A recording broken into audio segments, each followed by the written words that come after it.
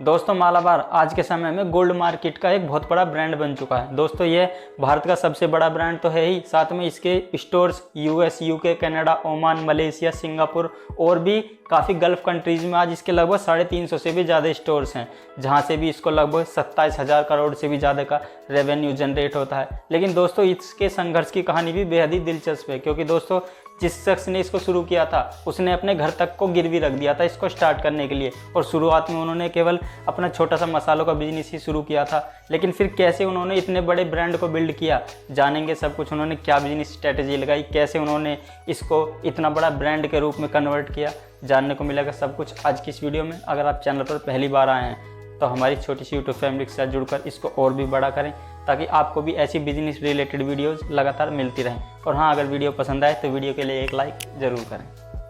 दोस्तों ये successful business story है एमपी अहमद की। दोस्तों एमपी अहमद का जन्म साल 1959 में एक छोटे से ही परिवार में हुआ था। इनका परिवार हालांकि शुरुआत से ही काफ़ी अच्छा था, ये अपना कुछ छोटा मोटा बिजनेस किया करते थे, तो इस तरह से इनके जो आसपास का माहौल था वो पूरा बिजनेस वाला ही था। इसलिए एमपी अहमद ने भी केवल 12वीं की पढ़ाई करने के बाद ही सोचा कि क्यों ना मैं भी अपना खुद का कुछ बिजनेस ट्राई करूं। इसीलिए इन्होंने केवल 20 साल की उम्र में साल 1969 यानी कि 1979 में अपना मसालों का बिजनेस शुरू किया। वहाँ पर ये साउथ में ही, जहाँ पर इलायची, काली मिर्च, इस तरह के जो मसाले थे उनका व्यापार करते थे और उनको जो रिटेल व्यापारी थे उनको बेचा करते थे। इस तरह से जो इनका व्यापार था वो भी चल रहा था। लेकिन जल्द ही इनको रियलाइज़ हो गया कि मेरा ये जो मसालों का व्यापार है ये ज़्यादा चल नहीं सकता, ना ही इसमें ज़्यादा प्रॉफिट होने वाला है, क्योंकि उस समय तक मार्केट में काफ़ी और भी सारी बड़ी कंपनी आ चुकी थी जो मसाले का कारोबार ऑलरेडी पहले से ही कर रही थी, और वो बहुत बड़ी बड़ी जाइंट कंपनियां थी, इसलिए उनको कम्पीट करना इतना आसान भी नहीं था। इसलिए इन्होंने सोचा कि क्यों ना मैं इस बिज़नेस को बंद करके कुछ एक नया बिज़नेस डालूं।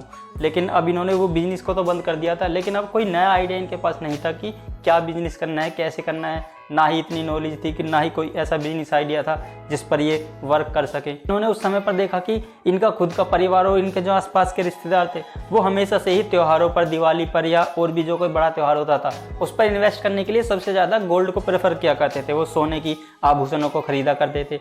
तो वहाँ से इनको एक आइडिया क्लिक किया, क्यों ना गोल्ड से रिलेटेड ही कुछ काम किया जाए, क्योंकि लोग एकदम से मोटा इन्वेस्ट भी करते हैं और उसमें अच्छा खासा प्रॉफिट भी बन जाता है। इसीलिए इन्होंने इस चीज़ पर रिसर्च करनी शुरू की, क्योंकि इन्होंने जो अपना पहला मसाले वाला कारोबार शुरू किया था वो बिना किसी रिसर्च, बिना कुछ सोचे समझे ही शुरू कर दिया था, जिससे कि इनको उसको बाद में बंद करना पड़ा था।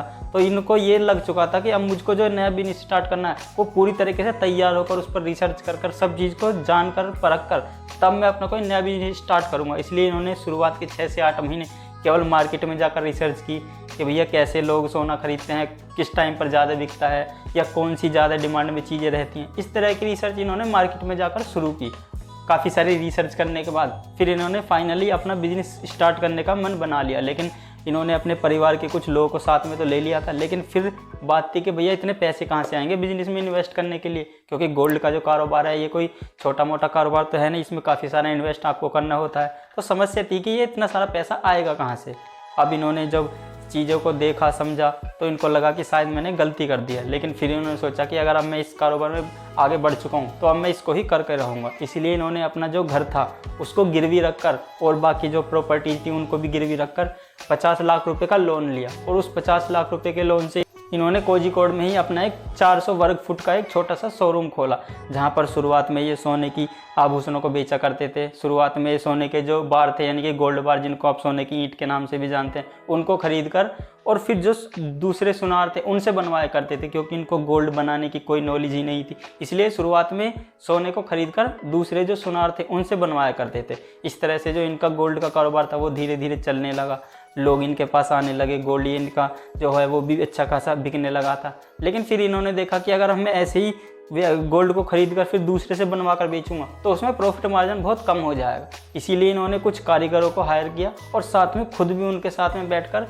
चीज़ों को बनवाने लगे। साथ ही साथ जो ग्राहक आते थे उनके अनुरूप चीज़ों को डिज़ाइन करते थे, जिससे लोगों को जो भी इनके आभूषण थे वो अट्रैक्टिव लगे और जो उनके डिज़ाइन थे वो भी यूनिक होते थे, इसलिए लोग उनको आकर लेने लगे। और जो और दूसरे व्यापारी थे उनसे भी थोड़ा ही मार्जिन कम ही रखते थे शुरुआत में, इसलिए जो दूसरे लोग थे इनके पास आकर जुड़ने लगे। अब 1993 में खोली गई इनकी company Malabar gold and diamond अच्छी चल तो रही थी, लेकिन प्रॉब्लम ये थी कि उस समय तक जो पूरा जो गोल्ड सेक्टर था वो पूरा अनऑर्गेनाइज्ड सेक्टर के पास था।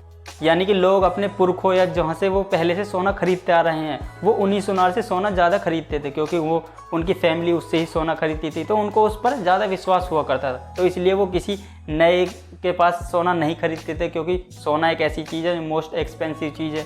तो लोग वहीं से खरीदना चाहते हैं जहाँ से उनको विश्वास हो या जहाँ से वो पहले खरीदते आ रहे हों। तो इसलिए किसी भी व्यक्ति के लिए नई शॉप से या नई शोरूम से सोना खरीदना अपने आप में बहुत बड़ी बात थी।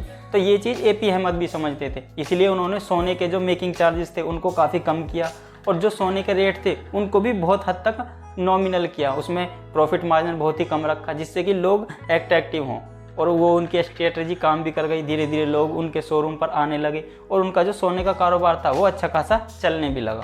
1993 में खोली गई इनकी कंपनी धीरे धीरे ग्रो करती जा रही थी, और साल 1995 तक ही इनका कारोबार धीरे धीरे काफ़ी ज़्यादा हद तक बढ़ने लगा। इन्होंने फिर अपना उस 400 फुट का जो इनका छोटा सा शोरूम था उसको बंद करके वहीं पर एक बड़ा 4000 वर्ग फीट का शोरूम भी खोला। वहाँ पर फिर ये अपने कारोबार को और भी ज़्यादा बढ़ाने लगे। साथ ही साथ इन्होंने अपने जो स्टोर थे वो अलग अलग शहरों में भी खोलने शुरू किए। धीरे धीरे साउथ के हर स्टेट में इन्होंने अपने मालाबार के स्टोर खोलने शुरू किए और अपनी उस स्ट्रेटजी पर काम करते चले गए। मोस्टली ये लोगों को इस तरह से अट्रैक्ट करते थे कि इनके जो मेकिंग चार्जेस थे वो हमेशा से ही बहुत कम होते थे, और जहाँ दूसरी तरफ हर राज्य में गोल्ड का रेट अलग अलग होता था, वहीं जहाँ पर भी इनके स्टोर थे इनके स्टोर पर गोल्ड का सेम रेट ही मिलता था। इनकी एक पॉलिसी थी कि 1 नेशन 1 गोल्ड रेट। इस तरह से इनके जितने भी स्टोर्स हैं चाहे वो किसी भी राज्य में हो, उन पर सब पर एक ही रेट का गोल्ड आपको मिलेगा। इसलिए ये लोगों के लिए सबसे अच्छी बात थी कि उनको कम से कम रेट पर गोल्ड आसानी से मिल जाता था, और वो भी प्योर